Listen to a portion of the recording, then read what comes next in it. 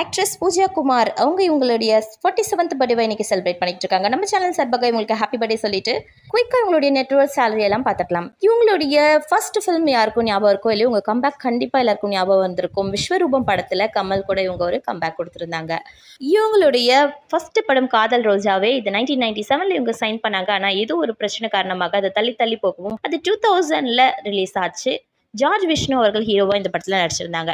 அந்த டைம்லேயே இவங்க விஐபி படத்தில் நடிக்கிறதுக்காக சைன் பண்ணியிருந்தாங்க. ஆனால் இந்த பிரச்சனைனாலே அந்த படம் ட்ராப் ஆச்சு. அதுக்கப்புறம் சித்ரா லட்சுமணன் அவர்கள் இயக்கத்தில் சின்னராஜா அப்படிங்கிற ஒரு படத்தில் கார்த்திக் கூட இவங்க நடிக்கிறதா இருந்தாங்க. அந்த படமும் ட்ராப் ஆயிடுச்சு.